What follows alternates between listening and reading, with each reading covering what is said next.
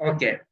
तो हम क्या करेंगे इंशाल्लाह after these classes.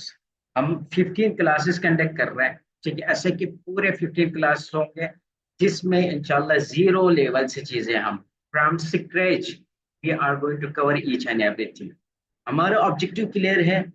After these classes you will be able to write any kind of essay, any type of essay, it may be any topic, ठीक है। कोई भी ऐसे आ जाए, जैसे भी आ जाए, you will be able to write a comprehensive and authentic essay, इंशाल्लाह ताला। So first of all copy pencil जरूर आपके हाथ में होने चाहिए ताकि आप नोट्स बना सके और पॉइंट बना सके, चंद इंस्ट्रक्शन, ठीक है। तो अभी हम स्टार्ट करेंगे। हमारा टारगेट क्या है? एफपीएससी के जो रिकमेंडेशन है, एफपीएससी के जो रिपोर्ट है, उसी के अकॉर्डिंग हम एसए को अपने डिजाइन करेंगे, उसी के अकॉर्डिंग हम एसए को सीखेंगे, उसी के अकॉर्डिंग हम एसए को लिखेंगे। Okay. So let's start. First of all पहले हम समझेंगे कि एसए है क्या, ठीक है। काइंडली आप सब अपने आप को म्यूट रख लीजिए, इट इज रिक्वेस्टेड। ओके, नहीं तो ये क्लास थोड़ी सी डिस्टर्ब हो जाएगी। सो फर्स्ट ऑफ ऑल हम देखेंगे कि भाई ऐसे है क्या। देख लीजिए, ऐसे के एक जर्नल, आज हम जर्नल बातें करेंगे कुछ, लेकिन आज की क्लास बहुत इंपॉर्टेंट है। कुछ बारीक विधियां भी हम डिस्कस करेंगे। तो देख लीजिए एसए में होता क्या है। फर्स्ट ऑफ ऑल अगर CSS particularly if we discuss about particularly CSS essay, इसमें देख लीजिए आपके पास 10 टॉपिक्स आपको दिए जाएंगे, यानी 10 क्वेश्चन आपके पास होंगे। लेकिन आपके पास 10 तो है, 10 में से you have to choose only one to write a comprehensive essay. और कितने वर्ड्स लिखना है? 3000 वर्ड्स लिखने हैं आप, ठीक है। तो 3 घंटे में 3000 वर्ड्स लिखना भी एक चैलेंजिंग है, लेकिन उसके लिए भी कुछ स्ट्रेटजीज है। We will discuss those thing as well. तो पहली बात ये हो गई, हमारे पास 10 टॉपिक होंगे, 10 में से एक पे हमने एक कंप्रहेंसिव ऐसे लिखना है। ओके, यहाँ तक आवाज क्लियर है, चीजें क्लियर है, इज एवरीथिंग?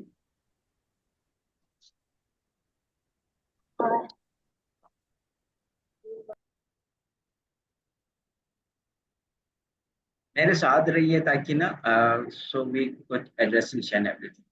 अच्छा, बाकी एक की तकाजा मैं यही करूंगा, मैं डेली बेसिस पे टास्क देता हूँ, ठीक है। डेली बेसिस पे मैं टास्क दूंगा, वो टास्क आपने एट एनी कॉस्ट फुलफिल करना है ताकि ये क्लास प्रोडक्टिव रहे, ठीक है। अगर आप, मैं जो टास्क दूंगा कि भाई आज इस पे ब्रेनस्टॉर्म आपने करना है, इस पे ऑनलाइन आपने बनाना है, ये रिसर्च एरिया है, ये चीजें, कुछ भी मैं टास्क दे वो आपने किसी सूरत पूरे करना है।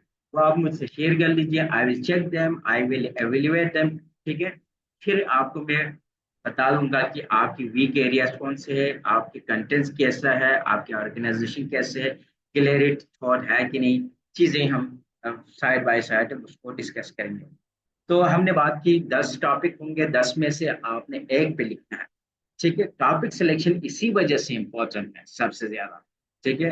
कभी कभार हम क्या करते हैं, कुछ और टॉपिक की सिलेक्शन करते हैं जिसपे हमें लगता है, सुपरफिशियली हम देखते हैं कि भाई ये टॉपिक तो आसान है।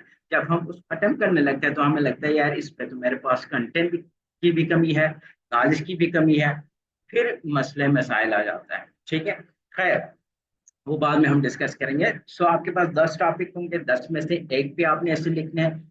और एग्जामिनर ने मेंशन किया हुआ है कि वर्ड्स कितने लिखने हैं, 2500 से लेकर 3000 तक आप लिख, ठीक हो गए।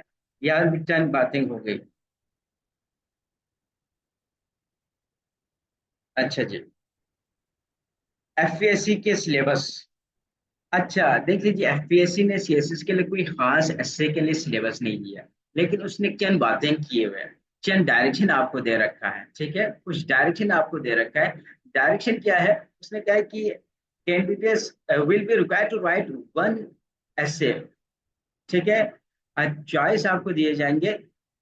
आपको इंस्ट्रक्शन क्या मिलता है? Candidates articulation, expression and technical treatment of the style of English essay writing will be exam. Examiner ने आपको बताया हुआ है कि आपके एसे की क्या चीजें एग्जामिन कर लेंगे। एक तो आर्टिकुलेशन, एक्सप्रेशन और technical treatment of this style of English essay. ये तीन चीजों पे वो फोकस करेंगे। अब ये आर्टिकुलेशन है क्या, एक्सप्रेशन है क्या, टेक्निकल ट्रीटमेंट से मुराद क्या है, इन टर्मिनोलॉजीज को we will try to understand. Okay, अब इन्हीं को हम डिस्कस करेंगे। फर्स्ट वन, आर्टिकुलेशन है क्या। देख लीजिए, आर्टिकुलेशन की बात करें तो आर्टिकुलेशन किसे कहता है। आर्टिकुलेशन से मुराद ये है कि आप अपने एस्से को, आप अपने एस्से को या जो भी आप प्रेजेंट कर रहे हैं, ठीक है, जो भी आप अपने आइडिया, आर्ग्यूमेंट, जो भी whatever you are addressing, what you are writing, जो आपकी प्रेजेंटेशन ऑफ आइडिया है, ठीक है, वो कितना लॉजिकल है, कितना क्लियर है, कितने उसमें क्लियरिटी है। It refers to clarity of thought and structure in writing. Okay, पहली चीज तो एग्जामिन क्या करेंगे, वो आपकी आर्टिकुलेशन देखेंगे कि how clearly and logically the candidate present their ideas. Okay, clarity of thought देखेंगे और स्ट्रक्चर इन राइटिंग को वो एग्जामिन करेंगे, पहली बात। ठीक हो गए।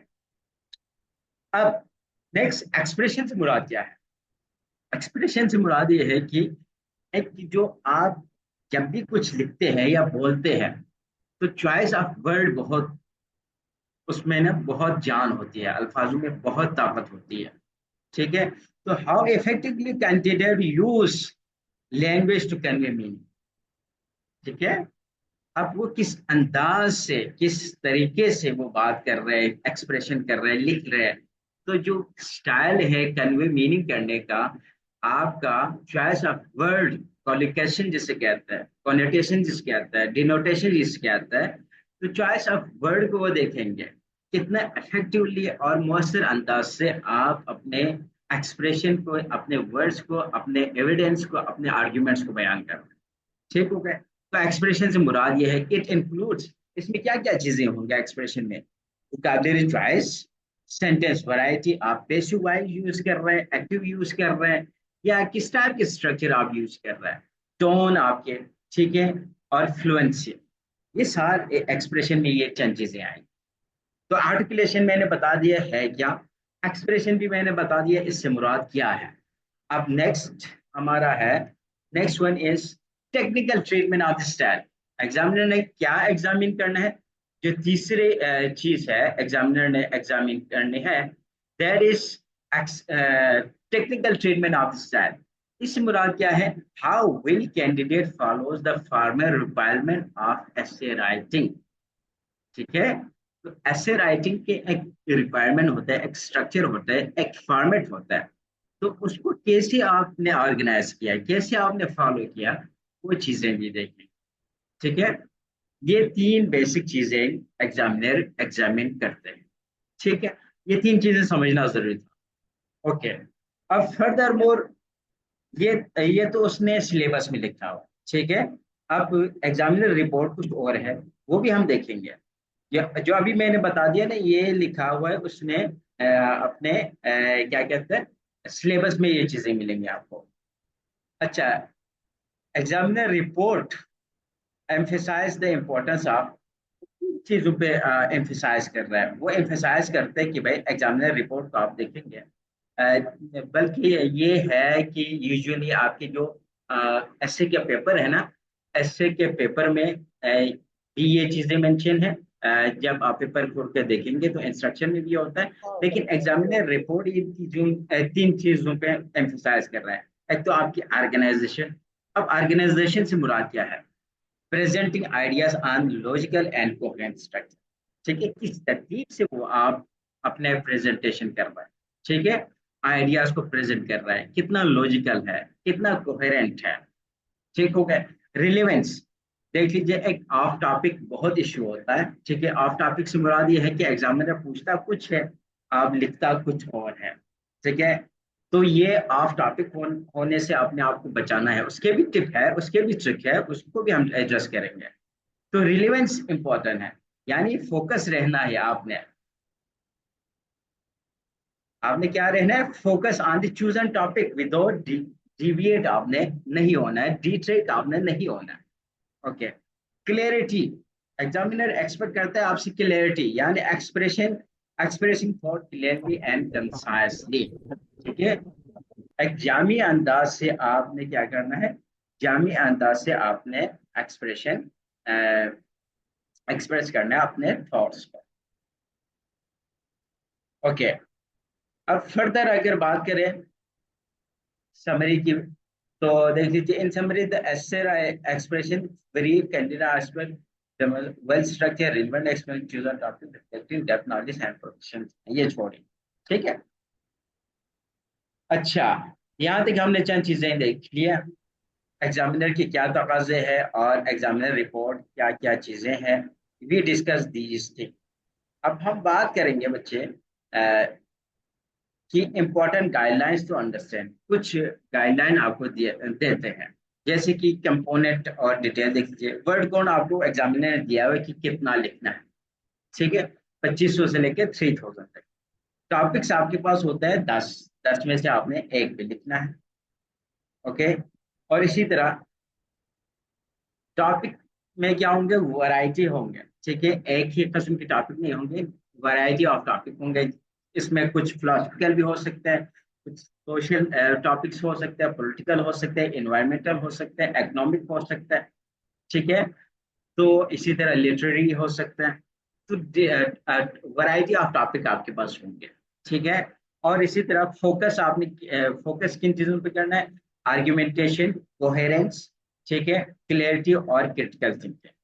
अब डिस्क्वालिफिकेशन और रिस्क देख लीजिए। गाइडलाइन आपने चंद चीजें याद रखने हैं। अगर आपने अपने आर्ग्यूमेंट्स आपके वीक होंगे, फिर मसला है, कोहेरेंस नहीं होंगे, फिर थोड़ा सा भी प्रॉब्लम है, क्लियरिटी जो कि एग्जामिनर की एक्सपेक्टेशन है, क्लियरिटी आप थोड़ा, क्रिटिकल थिंकिंग से मुराद यह है कि आप सभी बातें ना करें, थोड़ी कंप्रेहेंसिव और लॉजिकल बातें करें। ठीक है, डिस्क्वालिफिकेशन रिस्क क्या होंगे, देख लीजिए। अगर आप 1500 से कम वर्ड लिखेंगे, तो फिर एग्जामिनर ने आपसे से कम कहा है कि 2500 से 3000। अगर इससे बिलो आप जाएंगे, फिर आपके लिए यहाँ पे क्या होंगे, थोड़ी सी प्रॉब्लम हो सकते हैं। और दूसरा रिस्क क्या है, ऑफ टॉपिक का भी इश्यू बन जाता है। ऑफ टॉपिक से मुराद क्या है, यानी एग्जामिनर पूछता कुछ है, आप अपने हिसाब से कुछ और लिखता है। क्लियरिटी थॉट्स, क्लियरिटी से मैंने बता दिया बच्चे, आपके स्ट्रक्चर, ठीक है, सेंटेंस स्ट्रक्चर एम्बिगुअस ना हो। कभी कभार हम लेंथी सेंटेंसेस लिखते हैं, तो हम कहना कुछ चाह रहे हैं, होता कुछ है। ठीक है, इससे भी क्लियरिटी थॉट हमारी पैदा नहीं होगा। दूसरा ये होता है कि कभी कभार जो हमारी आर्ग्यूमेंट होता है वो स्ट्रांग नहीं होता है। ठीक है, या कभी कभार हम पहले कुछ कहा बाद में कुछ और कहता है, इसका मतलब क्या है, यू आर कंफ्यूज, आपकी क्लियरिटी ऑफ थॉट नहीं है। ठीक है, ये दो तीन चीजें होती है। अभी हमने डिस्कस किया था आपको एक्सप्रेशन में क्लियरिटी थॉट एक्सप्रेशन से मुराद क्या है, ये भी हमने डिस्कस किया था। ठीक हो गया। अब देख लीजिए, हम कुछ चीजें लेके आएंगे अपने एग्जामिनेटिव फ्रॉम एफपीएससी एग्जामिनर रिपोर्ट से, हमें क्या चीज हमें लर्न करना है, क्या चीज हमें सीखना है। ठीक है, एफपीएससी एग्जामिनर हमसे क्या तकाजा करते हैं, और उसके जब वो चेक करते हैं, तो फाइनल उनके क्या होते हैं, कुछ फाइंडिंग होता है। ठीक है, फिर वो अपना एक रिपोर्ट लिखता है। उस रिपोर्ट से हमें क्या सबक मिलता है, ठीक है, हमें क्या, किन चीजों पे फोकस करना है, फेलियर रीजन, इसी से हमें पता चलता है। ठीक है, तो एग्जाम में रिपोर्ट इंपॉर्टेंट है। तो जो मेन पॉइंट उसने डिस्कस किया था, ये आई थिंक 2024 के रिपोर्ट से मैंने ये समराइज किया है। ठीक है, this is the summary. Okay, तो ये देख लीजिए, एग्जामिनर रिपोर्ट देखें तो एग्जामिनर क्या कहता है, candidate are advise to read the topic carefully, interpret it correctly. ठीक है, तो एग्जामिनर अब हमें क्या सजेशन दे रहे हैं, देख लीजिए, उसके एडवाइस ये किया है, क्या क्लियरली वो क्या बता रहे हैं, वो कह रहे हैं कि भाई आपने क्या करना है, जो टॉपिक है उसको इंटरप्रेट सही से कर लीजिए। टॉपिक इंटरप्रिटेशन से मुराद क्या है, उसको डीकोड आप ठीक से कर लीजिए। टॉपिक को understanding, understanding of topic very important. ठीक है, जैसे कि अगर कुछ टॉपिक होते हैं जो एम्बिगुअस होता है, हम हमारे अंडरस्टैंडिंग कुछ और होते हैं, लेकिन उसके मीनिंग कुछ और निकल रहा होता है। वो इंशाल्लाह आगे वी विल डिस्कस, ठीक है, आगे चल के हम डिस्कस करेंगे। लेकिन आपने टॉपिक को क्या करना है, इंटरप्रेट इट करेक्टली, ठीक है, उसको आपने ठीक से अंडरस्टैंड करना है। मतलब एग्जामिनर हमसे पूछना क्या चाह रहा है, या एग्जामिनर उस क्वेश्चन से what we are suppose to write, हमें उसके बारे में क्या लिखना पड़ेगा, कैसे लिखना पड़ेगा। उसके लिए सिंपल सी बात है, उसके लिए बहुत सारी टिप है, लेकिन यहाँ पे मैं एक छोटी सी बात करूँ, ठीक है, बाकी डिटेल डिस्कशन इंशाल्लाह हम करेंगे इस पे। लेकिन अभी मैं यहाँ पे इतनी सी बात करके आगे निकल जाऊंगा। देख लीजिए, जब आपको कहे कि टॉपिक को डिकोड करना है, टॉपिक को आपने इंटरप्रेट करना है, इसका मतलब यह है कि पहले आप टॉपिक को समझो। उसके लिए कई तरीके हैं। What am I required to write, मुझे क्या लिखना है, किसके बारे में लिखना है। जब ये क्वेश्चन पूछेंगे तो टॉपिक के साथ कंपेयर करेंगे तो आपको पता चलेगा कि लिखना क्या है इसमें, पहली बात। दूसरी बात, आप उस टॉपिक को उर्दू में जरा ट्रांसलेट कर लो, फिर आपकी अंडरस्टैंडिंग ज्यादा इन डेप्थ हो जाएगी, ठीक है। तो टॉपिक को समझना सबसे जरूरी है, इंटरप्रेट इट करेक्टली, पहली बात। यानी एग्जामिनर ने कहा है कि भाई टॉपिक कुछ और होता है, कैंडिडेट अपने हिसाब से कुछ और अंडरस्टैंड कर लेता है, ये एक प्रॉब्लम है। पहला उसकी निशानदेही ये थी। दूसरा, रिमेन फोकस्ड। हाँ, अभी हमने बात की थी ऑफ टॉपिक, ठीक है, वो फोकस नहीं रहता है, फोकस्ड थ्रू आउट द एस्टे, ठीक है। कभी वो भटक जाता है, डिविएट हो जाता है, एक्चुअली डिविएट नहीं होने, आपने फोकस रहना है, टॉपिक से रिलेवेंट ही चीजें लिखना है। Irrelevance and poor structure are major reason of failure. यानी रिलेवेंट बातें आपने करनी है, ठीक है, रिलेवेंट एग्जांपल्स आपने देने हैं, रिलेवेंट डेटा आपने देना है, रिलेवेंट कंटेंट आपने बताने हैं, ठीक है, रिलेवेंट फैक्ट्स एंड फिगर आपने बताना है। ओके, तो रिलेवेंसी वेरी इंपॉर्टेंट। हाँ, कभी कभार ये होता है ना, हमारे पास डेटा कम हो तो हम उसको लिंक करना आना चाहिए आपको, ठीक है।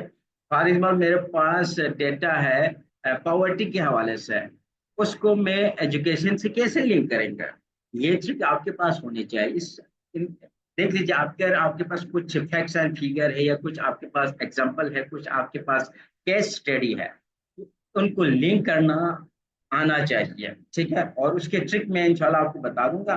फिर आपके पास कोई 50 से 100 आपके पास ओवरऑल फैक्ट्स एंड फिगर हो, और 10-15 आपके पास केस स्टडी हो, तो फिर आप इंशाल्लाह अच्छा खासा लिख सकेंगे, ठीक है। इस पे इंशाल्लाह आगे चल के हम डिस्कस करेंगे। तो एग्जामिनर क्या बोला, इररिलेवेंस और पुअर स्ट्रक्चर। देख लीजिए, ये बहुत बड़ा इश्यू है। अगर आपकी ग्रामेटिकल सेंटेंस, ग्रामर आपकी सही नहीं है, वो करेक्ट नहीं है, ग्रामर आपकी वीक एरिया है, सेंटेंसेस आप फ्लॉलेस सेंटेंस नहीं लिख सकते। If you are unable to write flawless sentences, then please I do recommend, I do recommend, first of all आपने अपने जो बेसिक सेंटेंस स्ट्रक्चर है उसको ठीक कर लीजिए, ठीक है। अगर ये ठीक नहीं होंगे, आपके आर्ग्यूमेंट जितने भी स्ट्रांग हो, ठीक है, फिर आपके लिए मसले मसाइल होंगे। तो इसको आपने जरूर नजर रखना है, ठीक है। अगर आपकी पुअर स्ट्रक्चर है, पुअर स्ट्रक्चर से मुराद ये है कि वो स्ट्रक्चर में नाकस है, नाकस से मुराद ये है कि वो ठीक नहीं है, ठीक है। और एक्सप्रेशन में भी ठीक नहीं हो सकता है, ग्रामेटिकल भी ठीक नहीं हो सकता है, पंक्चुएशन में भी ठीक नहीं हो सकता है। तो आपने ये चीज फोकस करना है। आपने देख लीजिए, आपके जब लैंग्वेज सही होंगे, ग्रामेटिकल चीजें सही होंगे, फिर आपके आर्ग्यूमेंट स्ट्रांग होंगे, फिर बात बनेगी। आर्ग्यूमेंट आपकी स्ट्रांग है, लैंग्वेज पे आपकी कमांड नहीं है, आप उसको इनकरेक्ट अंदाज से लिख रहे हैं, ठीक है। यहाँ पे वर आना था वहां पे वास लिखा, जहाँ पे कॉमा आना था वहां पे फुल स्टॉप लगा लिया, जहाँ पे एक्सक्लेमेशन मार्क आना था वहां पे आपने हाइफन लगा लिया। तो देख लीजिए, लैंग्वेज में फिर वो मीनिंग भी बदलेगा, एम्बिगुअस भी बनेगा, और एग्जामिनर कहेंगे यार इसके तो सेंटेंस ही ठीक नहीं है, अ, ये बंदा लिखेगा क्या, ठीक है। एक बहुत नेगेटिव इंप्रेशन चलेगा, और ये फेलियर का रीजन एग्जामिनर ने बता दिया, ठीक है। तो इसको आपने हल्का नहीं लेना। तो देख लीजिए, हम अभी तक चंद चीजें हमने समझ लिया कि ऐसे क्या है, रिलेवेंस क्या है, एग्जामिनर रिपोर्ट को भी हमने देख लिया, ठीक है। ये एक जनरल बात है, लेकिन दीज आर वेरी इंपॉर्टेंट, ठीक है। इनको एक एक करके आप हमने डिस्कस भी किया। कि आर्टिकुलेशन क्या है, एक्सप्रेशन क्या है, टेक्निकल ट्रीटमेंट से मुराद क्या है, एग्जामिनर की एक्सपेक्टेशन क्या है, ठीक है, और एग्जामिनर रिपोर्ट में हमें उससे क्या लर्न कर लिया हमने, ये सारी चीजें हमने डिस्कस किया। अब हम चलते हैं अपने टॉपिक की तरफ, फर्दर मूव ऑन करते हैं। अब हम देखेंगे इंशाल्लाह। देख लीजिए, हमारे जो लेक्चर्स होंगे वो बड़े कंप्रहेंसिव होते हैं। जल्दी में हम कोई काम नहीं करेंगे, इजी होके चीजें समझ के आराम से करेंगे। लेकिन मैं इतना कॉन्फिडेंट हूँ, आफ्टर दीज 3 to 4 लेक्चर्स आपकी ब्रेन स्ट्रोमिंग आपको आ जाएंगे, डिकोडिंग आपको आ जाएंगे, डिकंस्ट्रक्शन ऑफ द टॉपिक आपको आएंगे, ठीक है, और लाइन बनाना आप स्टार्ट कर लेंगे। डेटा कैसे कलेक्ट करना है, डेटे को अलाइन कैसे करना है, डेटे को लिंक कैसे करना है, उसको रिलेवेंट कैसे बनाना है, ये सारी चीजें इंशाल्लाह विद इन 3 to 4 क्लासेस में हम करवाएंगे। लेकिन ये बुनियाद बनाने के लिए, ताकि आपकी कंसंट्रेशन और अटेंशन रहे जब भी आप ऐसे लिखेंगे, तो इनसे बचाने के लिए क्या है, आपको एक रेड लाइन दे रहे हैं, these are red flags. Okay, तो common types of essay CSS की से ही रिलेवेंट रहेंगे हम। बहुत सारे और भी टाइप है, लेकिन सीएसएस में किस टाइप के ऐसे आता है, हमारा फोकस यही है। तो हमने हमेशा एग्जाम ओरिएंटेड ही चीजें करना है, ठीक है। बाकी उधर उधर की चीजें हमें करना ही नहीं है, हमारे पास टाइम भी नहीं है, ना ही हमारे लिए वो फायदा है। तो वी ऑलवेज फोकस, देख लीजिए दुनिया में बहुत सारी चीजें आपको मिलेंगे, आपको डेटा हर जगह से मिलेंगे, इंफॉर्मेशन हर जगह से मिलेंगे, लेकिन रिलेवेंट डेटा और एग्जाम ओरिएंटेड जो आपके क्या कहते हैं, एग्जाम ओरिएंटेड हो, जो आपके रिजल्ट ओरिएंटेड चीजें हैं, उसको कलेक्ट करना भी आसान काम नहीं है। तो फोकस रहिए, जस्ट इधर उधर नहीं। ज्यादा डेटा कलेक्ट करेंगे तो भी मसला है, कम करेंगे तो भी मसला है। और डेटा कलेक्शन से कुछ नहीं होता है, हमने वो चीजें करना है जो एग्जाम में पूछा जाता है, जो एग्जाम के लिए हमारे इंपॉर्टेंट। नहीं तो दुनिया में और भी बहुत सारी चीजें आती हैं। तो types of essay in CSS exam, अच्छा पर्पस भी है और एग्जांपल्स भी आपको नजर आएंगे, ये चीजें इजी होकर समझा। फर्स्ट वन आर्ग्यूमेंटेटिव एसे, ठीक है। आर्ग्यूमेंट का मतलब ही क्या होता है, उर्दू में इसको अगर बोले ना, उर्दू में इसको कहते हैं दलाइल, ठीक है, दलाइल कहते हैं, या इसको सबूत आप कह सकते हैं, लेकिन दलाइल ज्यादा बेहतर वर्ड। तो आर्ग्यूमेंटेटिव ऐसे, इसके पर्पस क्या है, इस ऐसे का पर्पस क्या है, present argument for the against in idea then defend a stance. यानी आपने अपनी बात को मनवाना है, बेसिकली ऐसे का जो कई मतलब है, ठीक है। ऐसे का एक मतलब क्या है, बेसिकली ये आई थिंक ग्रीक या लेटिन वर्ड से, आई एम नॉट श्योर। इसका मतलब होता है ट्राई, अटेम्प्ट। ऐसे का जो मीनिंग है ना लिटरेचर में, उसका मतलब ही क्या है, अटेम्प्ट, कोशिश करना, अटेम्प्ट, ठीक है। लेकिन लिटरेचर में मजमून नवीसी के मतलब में हम यूज करते हैं।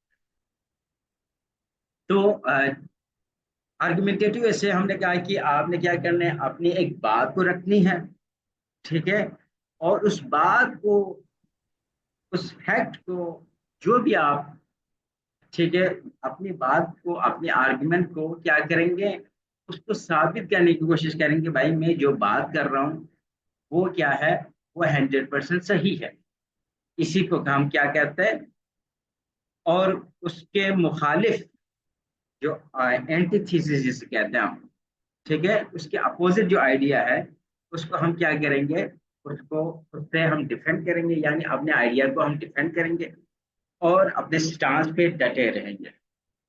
जैसे कि एग्जांपल देख लीजिए, women empowerment, empowerment is a myth इन पाकिस्तान, ये क्या है, आर्गुमेंटेटिव ऐसे, ओके।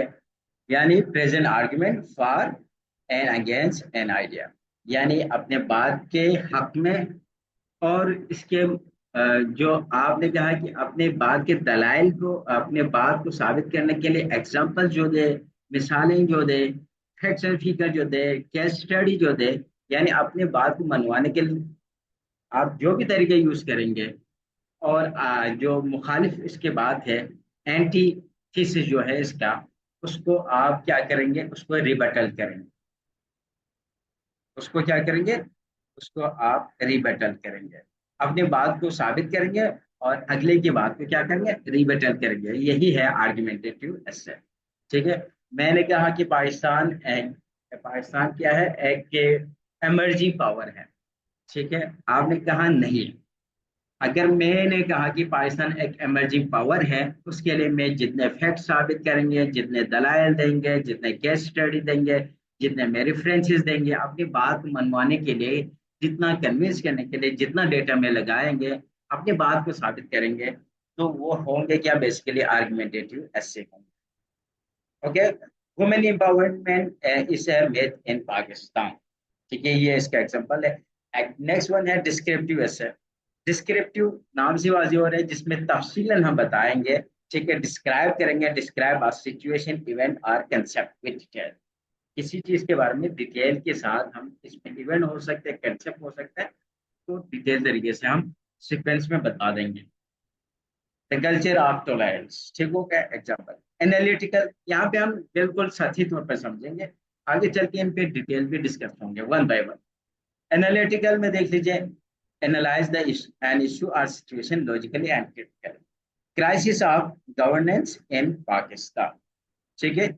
जब भी इशू वगैरह होंगे, इशू की बात होंगे, प्रॉब्लम्स की बात होंगे, यूजुअली हम एनालिटिकल एसे में उसको एड्रेस करते हैं। ओके। अब बढ़ते हैं नेक्स्ट। कॉज एंड इफेक्ट वाले ऐसे भी होता है। ठीक है। लेकिन डायरेक्टली एग्जाम में आपको ऐसे वर्ड तो नहीं आएगा, what are the causes and what are the effects, नहीं। ठीक है, वो जनरल टॉपिक देगा, लेकिन हमें एज्यूम करना पड़ेगा, वी हैव टू अंडरस्टैंड ये किस कैटेगरी में, किस टाइप के ऐसे में फॉल कर रहा है।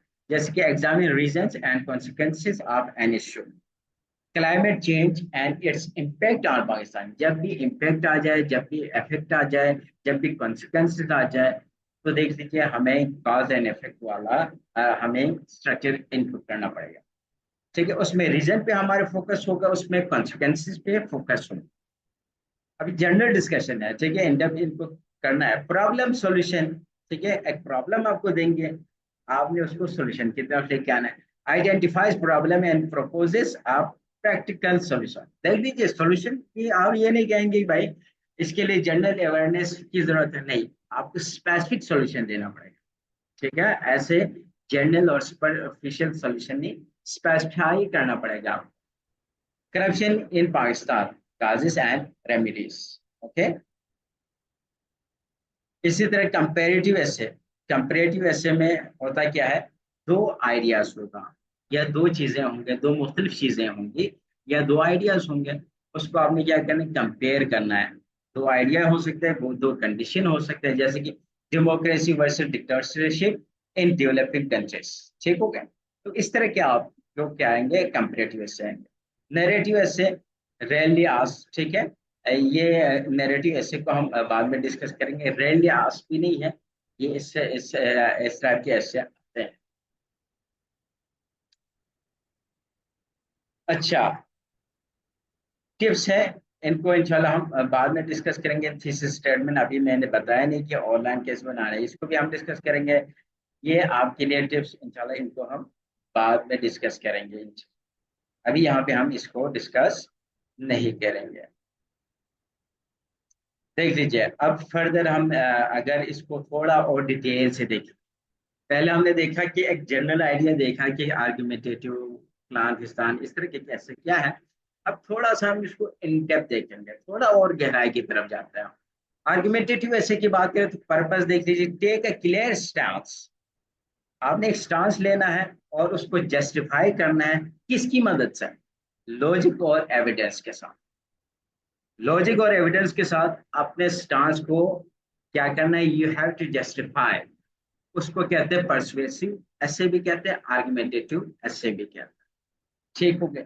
लेकिन इसके की फीचर क्या होंगे, बैलेंस आर्गुमेंट देना है, कोई एक्सट्रीम लेवल की आप चीजें ही नहीं करेंगे।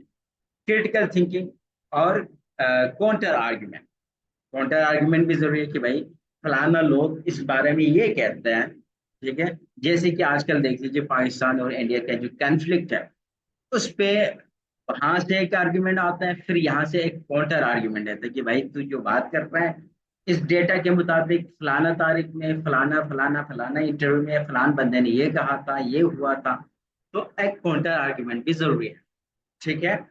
तो इसमें क्रिटिकल थिंकिंग होना चाहिए, बैलेंस आर्ग्यूमेंट हो आपका, और काउंटर आर्ग्यूमेंट, ये की फीचर्स हैं। अच्छा एग्जांपल देख लो, gender equality is a myth. Okay, ये सी एस एस पेपर है, सी एस एस एसे है, ये सारे देख लीजिए जो मैं एग्जांपल दे रहे हैं ना आपको, ये past paper, all these are from past paper. Gender equality is a myth, ठीक है। जेंडर इक्वलिटी क्या है, एक मिथ है, एक वहम है, एक दफियाने से ख्याल है, यानी कोई रियलिटी नहीं है। अच्छा, कॉलोनियल मेंटेलिटी एम्पियर्स प्रोग्रेस, ठीक है, ये भी हम ऐसे है आपका। अब नेक्स्ट है एक्सपोजिटरी।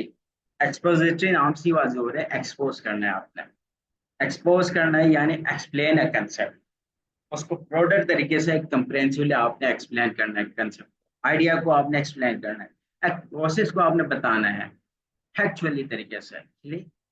अब इसकी की फीचर्स क्या होंगे, इंफॉर्मेटिव होना चाहिए, ऑब्जेक्टिव टोन होना चाहिए।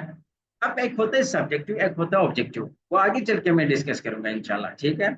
लॉजिकल फ्लो हो, नो पर्सनल ओपिनियंस, आपके ओपिनियन की कोई वैल्यू नहीं है, ठीक है, एक्सपोजिटरी में।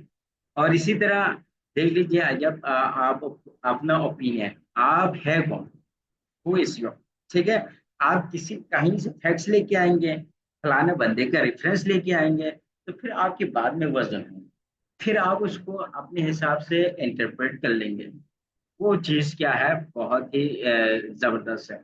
लेकिन आप अकॉर्डिंग टू माई ओपिनियन फलान फिस्तान करेंगे, तो फिर वो थोड़ा सा क्या बनेंगे, उसमें एक पर्सनल ओपिनियन शामिल है। जैसे कि देख लीजिए, impact of climate change on Pakistan, causes of energy crisis, ये क्या करेंगे, एक्सपोजिटरी ऐसे है। इसी तरह डिस्क्रिप्टिव, इवेंट पर्सन, आइडिया को विविडली एक्सप्लेन करना है आपने, वाज़ेह अंदाज से। इसमें डिस्क्रिप्टिव में यूजुअली क्या होता है, सेंसिटिव डिटेल्स होंगे, सेंसिटिव डिटेल्स जो फाइव सेंसेस से रिलेटेड होता है। फिगरेटिव लैंग्वेज का हम यूज करता है, ठीक है। और इमोशनल टोन होता है, the role of media in society. और इसी तरह पाकिस्तान कल्चरल हेरिटेज, ये भी क्या है, all this are from C S S S. एक लिटरेरी एसे हो गए जिस और फिलोसफिकल एसे, ये दोनों डिफरेंट है, ठीक है, सेम नहीं है लेकिन है डिफरेंट। जो फिलोसफी पे बेस्ड होगा उसे फिलोसफिकल एसे है, जो लिटरेचर पर बेस होगा, लिटरेचर की किसी थ्योरी पे बेस होगा, उसे हम लिटरेरी एसे कहते हैं। लेकिन ये तकरीबन मिलते जुलते हैं, ठीक है। रिफ्लेक्ट एंड एब्स्ट्रैक्ट आइडियाज, जिसे हम एब्स्ट्रैक्ट एब्स्ट्रैक्ट ऐसे भी कहते हैं, आर लिटरेरी थीम्स, इसमें लिटरेरी थीम्स होगा, जैसे कि इसका फीचर क्या होगा, फिलोसफिकल इंडेप्थ होगा, रेफरेंसेस टू लिटरेचर होगा या आइडियोलॉजी होगा, ये इसमें रिफ्लेक्टेड होगा। जैसे कि imagination is more important than knowledge, ये भी सीएसएस पेपर में आया था, imagination is more important than knowledge. इसी तरह literature as criticism of life, ठीक है, ये भी क्या है, लिटरेरी और फिलोसफिकल एसे, जिसे हम एब्स्ट्रैक्ट एसे के नाम से जाना जाता है। इश्यू बेस्ड एनालिटिकल एसे, इसमें कोई इश्यू की बात होंगे, ठीक है। ये कॉज एंड इफेक्ट और इश्यू बेस्ड तो कोई इसमें आई थिंक इश्यू नहीं होगा। नेशनल इंटरनेशनल इशू इसमें होंगे, और एक आपने सॉल्यूशन उसका देना होगा, ओके। इसमें क्या होगा की फीचर, यूज करंट डेटा, आपने जब भी इशू की बात करेंगे कोशिश कर लीजिए करंट डेटा का यूज करना, और एनालिटिकल रीजनिंग के साथ आप दे दें। चैलेंजेस ऑफ अर्बनाइजेशन, ठीक है, और इसी तरह साइबर सिक्योरिटी थ्रेट, ये क्या है, इस इशू बेस्ड एनालिटिकल एसे है। और इसी तरह काज एंड इफेक्ट को हमने डिस्कस किया था, इसमें रीजन और कॉन्सिक्वेंसेस ऑफ एन इशू हम बताएंगे। लॉजिकल स्ट्रक्चर हो, एविडेंस बेस्ड हो, एक्सप्लेनेशन हो, प्रोग्रेसिंग ऑफ आइडिया हो, causes and impact of inflation in Pakistan, ठीक हो गया। तो देख लीजिए कॉज एंड इफेक्ट वाले हो गए, कंपेरेटिव हमने डिस्कस किया, नैरेटिव हमने डिस्कस कर लिया था, ठीक हो गया। इन पे फर्दर हम नहीं करेंगे डिस्कस। अब जनरल रूल टू आइडेंटिफाई, अब हमें कैसे पता चले कि ये नैरेटिव ऐसे है, आर्गुमेंटेटिव है, एक्सपोजिटरी है, कैसे पता चलेंगे, हमारे पास क्या लॉजिक है, ठीक है, इन्हीं को हम डिस्कस करेंगे। तो कुछ की वर्ड है, ठीक है, कुछ टिप्स है, जिससे हमें पता चले कि ये आर्गुमेंटेटिव है ये एनालिटिकल है, ये एक्सपोजिटरी है, ये लिटरेरी है। ठीक है। तो एक जनरल रूल टू आइडेंटिफाई, ऐसे टाइप को आइडेंटिफाई करने का एक जनरल रूल हम डिस्कस करेंगे। फर्स्ट ऑफ ऑल, ये देख लीजिए टाइप यहाँ पे मेंशन है इन टॉपिक। जब ये आ जाए डू यू एग्री या टू व्हाट एक्सटेंट, जब भी डिस्कस या क्रिटिकली एवेल्युएट, इस तरह के वर्ड जब भी आपके क्वेश्चन पेपर में आए, ठीक है, जब भी आपके टॉपिक में जो भी आपको टॉपिक गिवन है, जब भी इस तरह के आ जाए,